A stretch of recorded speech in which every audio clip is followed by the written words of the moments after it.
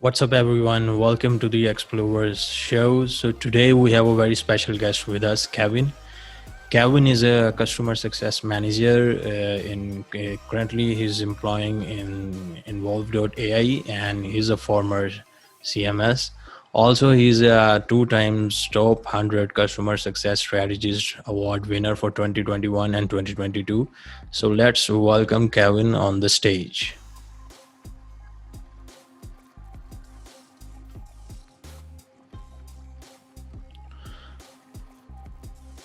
Hello, Kevin. Thanks for being part of the show. How are you doing, brother? I'm doing great. Thanks for having me. Yeah, thank you. Good. So, how's your day?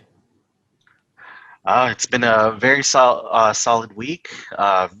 Just kind of wrapping things up this week and getting prepared for some very cool events that are coming up in the next couple of weeks.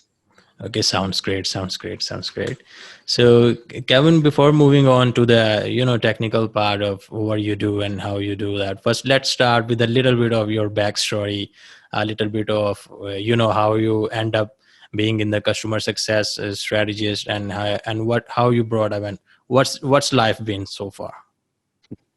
Well, definitely. When it came to my time getting into customer success, I spent a lot of my younger formidable years kind of bouncing around different industries. Originally, started off my career in the Transportation Security Administration, worked as Okay. a security operations manager there, and left the public sector to go work in the cable industry for a few years in sales. Left that to work in hospitality. Okay. Worked at a Las Vegas hotel for a few years, and that's where I ultimately met my first mentor, who was a revenue manager, a director of revenue management for Caesar's Palace. Okay. And after speaking with him, he left Caesar's Palace to go work for a revenue management software company. All right. It All right. was there he decided there was a position there called customer success manager that he thought I would be perfect for. I All right. All right. interviewed and eventually fell in love with the customer success world, and I shifted my career from hospitality to customer success, and the rest was history.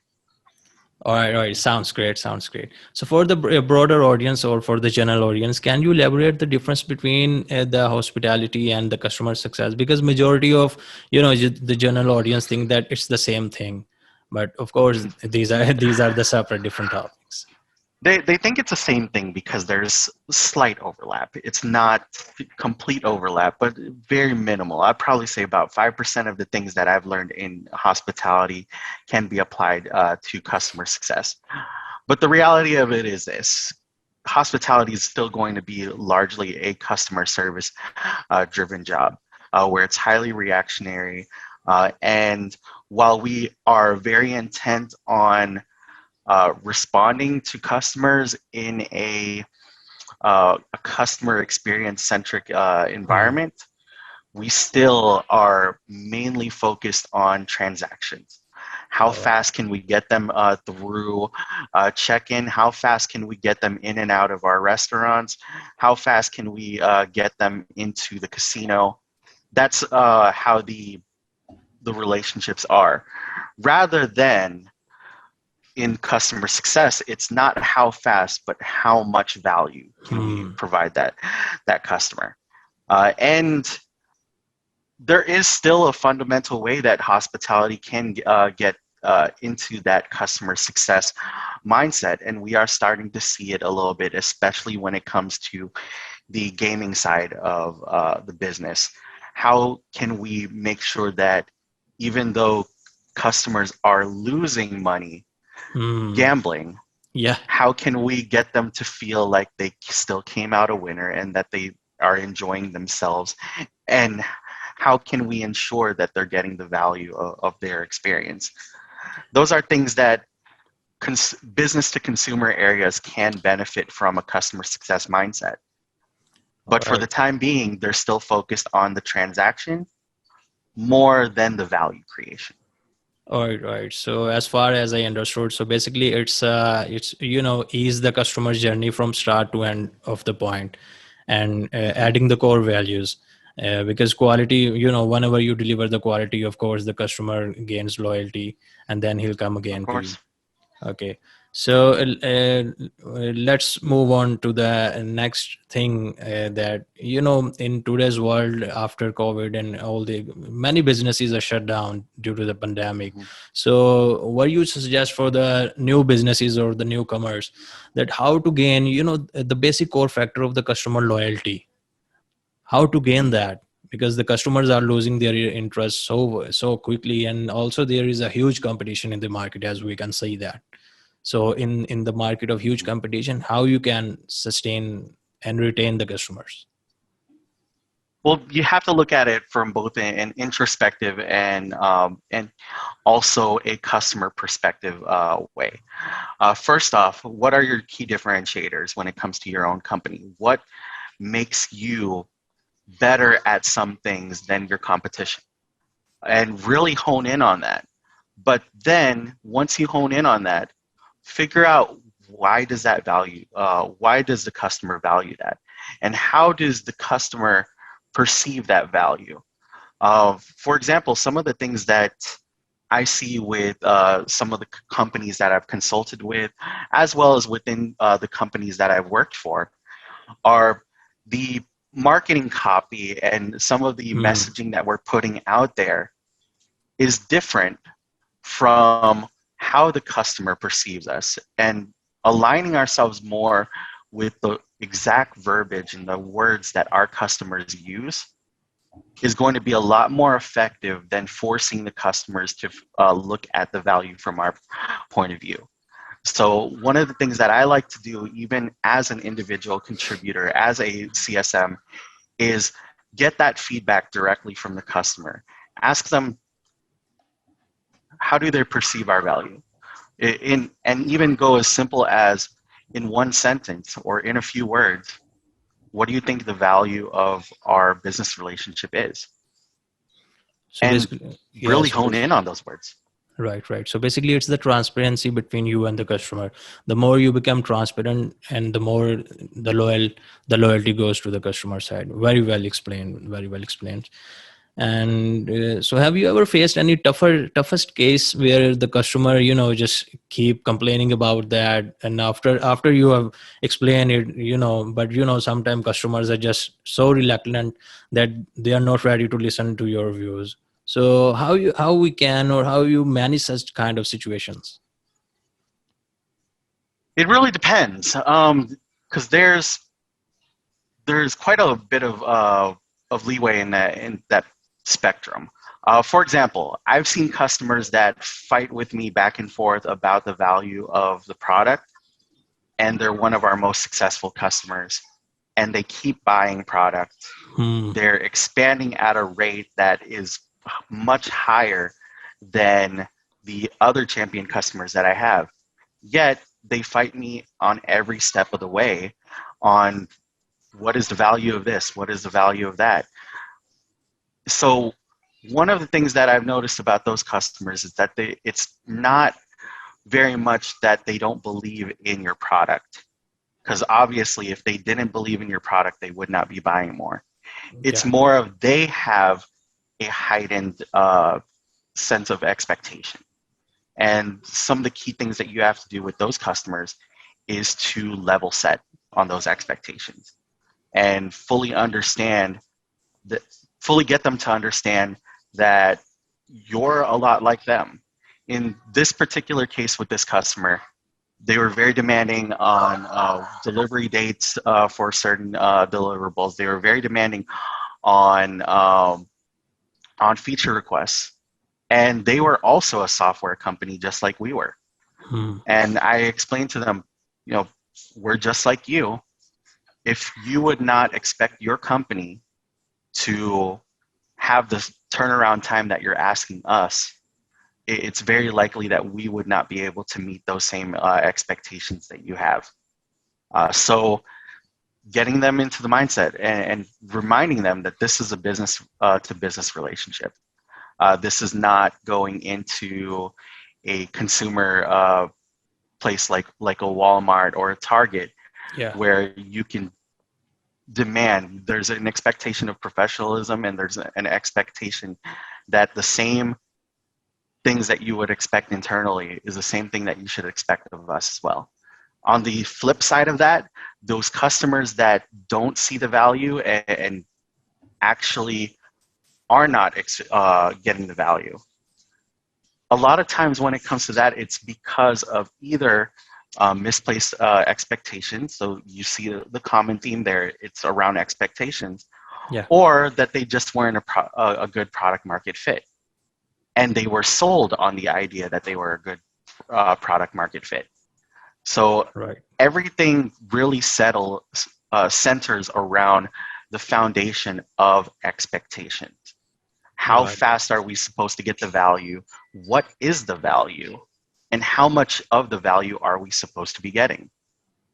All right. If you So can align on those, no matter where on the spectrum that they have, whether they're a noisy champion customer or they're a noisy unadopted customer, it's all about those expectations. And then after that, can you deliver? yeah. Two things that you need to understand: expectations and delivery. Right, right, right. So we're on this, on the, right on the spot, and I think expectations is one of the, the key factor in the customer reliability, and I think the realistic expectations would be right, because sometimes there would be some kind of unrealistic expectations. So I think we have to make sure that there should be a clear and transparent communication between us, and also there are some kind of realistic expectations, and then of course we have to deliver, right? I love what you said there about realistic expectations, Yeah. because at times we understand that some of the expectations our customers have is based on their pain points. And Yeah. sometimes those pain points, while it may be the same across every single customer, there may not be a feature available to handle that pain point. And when we talk about realistic expectations, I've seen customers that will threaten to leave for a competitor when even every single competitor in the market does not have that feature either. So it's that realistic expectations, like, okay, well, I understand that you're having this challenge right now, and can we build a solution around it? There's like a likelihood that we can, but it doesn't exist today, and it doesn't exist in the market. So Yeah. it's either we're going to work together to solve that pain point, or you're going to restart your entire journey with another company Yeah. and still not meet that pain Not. point. Yeah, still not getting that, that whatever feature they were demanding at the point. Yeah, yeah. So basically it's you have to manage the certain kind of expectations, but I think most of the people, some of the new businesses failed in this conflict management, because whenever it's your conflict management strategies, of course it comes with an experience. So for a newbie which comes right into the business, what do you suggest to handle conflict management? The first thing is really understanding why they've gotten to that point. All We right. are all human beings, Yeah. and there's not a single one of us that has not gotten mad. Yeah. And we Totally. don't get mad for no reason. And even if the why we're upset is justified, sometimes the anger is misplaced with the wrong person. So understand that that is a natural part of how we take in information and how we take in change. Right. Listen to the customer on why, and figure out why they've gotten to that point, and then provide solutions. And here's the thing: that doesn't mean fix their issue. That means provide options. So Right. what we talked about earlier is that that similarity between hospitality and customer success. One of the things that I took from the hospitality industry was to never say no. And Yeah. that might seem very foreign to a lot of people, but what it means is this: if I don't have that feature available for you, I will provide you with at least two options. It's either A, work with us to create that feature, or B, we can provide a quote from a third-party company that can build that feature for you. It won't live in our system, but it will be an ancillary thing that you can integrate with our product to meet that demand. Now, are those feasible for you? That's a different question, because you may not have the budget to be able to implement that, or you may not have the patience to work with us on that feature request. Yeah, totally. But the reality is that we've given you the capability to choose what your options are, instead of saying, no, we will not build that for you. Instead, you now are empowered to either find budget or to delay or mitigate some of the risks that you're already having right now, and try to last long enough for us to implement that feature. Totally understandable, and those are the some really good points which you have raised. That just bluntly saying no, instead of just bluntly saying no to them, you can just give them options. You can just make them clear about what is being wrong and what are the options, and then you can tell them these are the options, and then we can work together at the same time. There's a key reason behind that too. A lot of times when we're upset, it's because we feel powerless in our situation. We Yeah, feel like totally. we do not have the capability to solve our problems. And that's why we're upset. But when you give people options, that puts the power back in their hands and lets them know there is a path. We just have to figure, or there is an end state. We have to figure out the path to get to that end state. But at least we know there is a solution on the horizon. So it's giving that customer that power back. And if they still are not receptive to the options, work with them to find that path. And if it's still not feasible, then we have to look at alternatives. But at the end of the day, at least you're partnering with them and you're being that trusted advisor where they can vent out those problems to you, and you can help them find solutions. And those are some really good points. I think the main reason of getting this is to let customers know that you are on their team instead Mm-hmm. of the opposite team. So I think when customer feels like that way, that we I agree. both are on the same team, and then they'll vent out, and then they can share their problems quite frankly, and then you will be able to solve that, right? That's exactly it. And Yeah. it's letting them know that you won't provide excuses, you'll provide Yeah, solution, totally. and that maybe it's very possible that any other person that they vent it out to will not give them that same kind of energy, but you Yeah, will.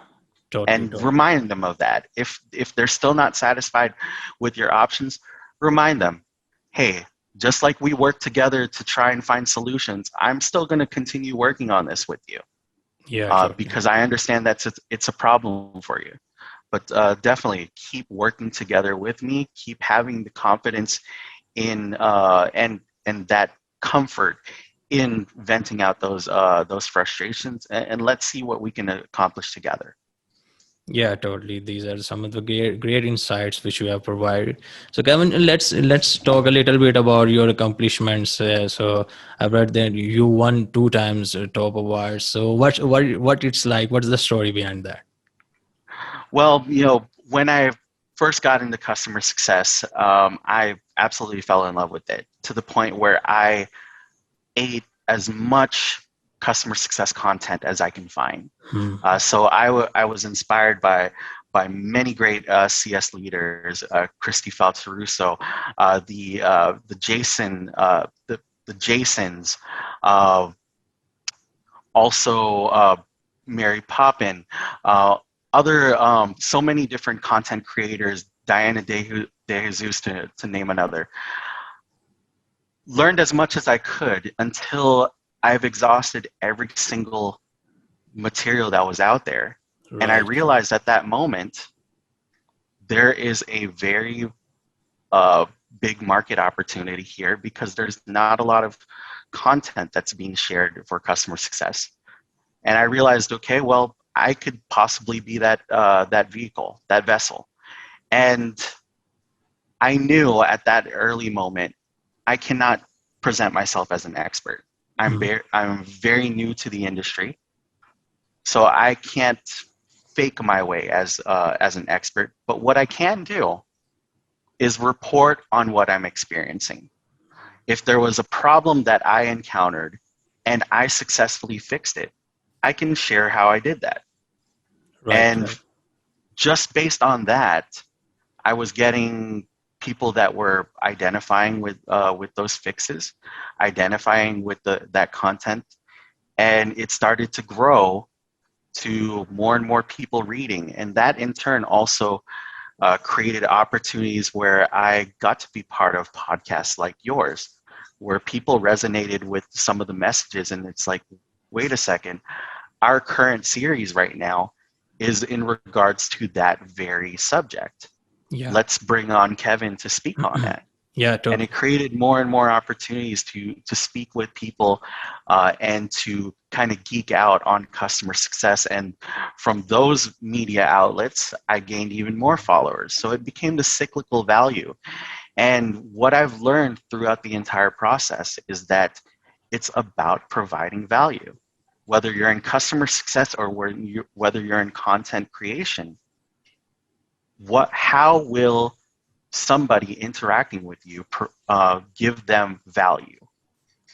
Right. Right. And through that value creation, it led to people naturally nominating me for awards, suggesting me for whenever people ask for who would you like to see on our next panel, I get nominated because they valued what I provide to the conversation. And we can do this on a scale of putting out articles, or we can even do it in the scale of just simple discussions. And there's no venue or media form that is too small. Yeah. Even Totally. having one-on-one conversations with aspiring CSMs or experienced CSMs has provided great mutual value. Start small. Start with just the people in your general area. Start putting yourself out there. And you'll find that not only do you have value to give, but then you get inspired by the people that interact with you regarding that area of passion. And then you start creating even more content because you learn something from your audience or you learn something from the other people in your panel, and you become even more inspired and in turn even more talented and more skilled. Right. So basically, what I understood is basically to provide value to the, to the community. And as soon as as you start providing value to the community, the community starts giving you back. They can. So it just multiplies. 100%. It scales upon itself, which is Yeah. a beautiful thing. And it's how I conduct myself, not just within the customer success space, within my personal space, but also in practice in customer success. How can we get that value to build upon itself? And there's all sorts of ideas that I even have in the customer success space and in the business to business space on how to build cyclical value that builds upon itself naturally. Right, right, right. These are some, yeah, these are some of the great insights. I'm sure the audience would love it and apply it in their business as well. So before we wrap it up, I think let's just, one or two questions about you. You also work at Zoom and now you are involved with AI. So what's it like to work in the Zoom? So what's it like, the environment, the kind of work? Absolutely. Well, one of the things that I really enjoyed about Zoom, because working for companies before Zoom, we were always building towards a level of documentation and process building that we felt was scalable. When I got to Zoom, I finally got to see what that looks like when we get to that end state, and where we understand what needs to be done, at what time does it need to be done, who needs to be involved, and what are the steps that we need to take. That was all fully documented at Zoom. So hats off to the Zoom customer success operations team there, because they did a phenomenal job. And we saw just how scalable it was to be able to have those processes in place, to the point where I was managing books of business that were much larger than people that have the same title, work in the same segment, anywhere between 3 to 4 times larger in terms of total ARR, and about 2 to 3 times larger in terms of total accounts in general. So the scalability is possible. And for those that have not reached that plateau yet, keep working towards it, because it is possible. And when you get to that point, you could see just how effective you can be. That's not to say that Zoom has figured everything out, because we still have a lot of ways to grow. And that's one of the beautiful things about business, is that there's no such thing as perfection. As soon as you've Totally. figured out one way to fix a problem, it creates 3 more problems. The good news is that whatever problems you just fixed allowed you guys to grow, and the new problems that you're about to face are going to allow you to grow even more. Totally love that. Totally love that. What you just advice you get. So, Kevin, before we wrap this up, any last advice for the for the newcomers, or for the young entrepreneurs who are just starting their new businesses? That any thoughts, any final thoughts, or any suggestion, advice, what you can give to the audience? I think there's 3 pieces of advice I love to give aspiring professionals. One is to remain customer centric. Think about how you affect the customer. Think about how your customer thinks about you. And that's how you're going to be able to build the value that keeps them from leaving. That further builds value upon itself 10 times over. That's how you're going to be able to build your business. Second thing is that you should be aware that every interaction that you have, there's a level of professionalism that needs to happen, not just from your side, but from the customer side as well. Mm-hmm. Make sure that you're resetting those expectations. And if you do have customers that blow up and do act unprofessional, start to yell, start to cuss, start to call you names, remind them that this is a business interaction. And as a result, if they still cannot keep their composure, go to their leadership and ask for somebody that can be professional. It is perfectly okay to fire your stakeholder. It is perfectly okay to fire a company. If it's company-wide dysfunction, go ahead and fire that customer. It will work out a lot better for you in the end. And then the last thing is be kind to yourself. There's going to be times where you yourself feel powerless, just like your customer felt powerless when they were upset. There's going to be times where you feel powerless. Be kind to yourself. Know that you don't have to solve everything today. Yeah, totally. So thank you so much. Thank you so much, Kevin, for all your valuable insights and your valuable time. It was really a great pleasure talking to you. So have a nice day. Take care. You too as well. Thanks for having me. Yeah, you're welcome. So thank you so much for guys for watching the episode. And if you like the episode, so make sure you hit like button and subscribe. Till the next episode, take care. Goodbye.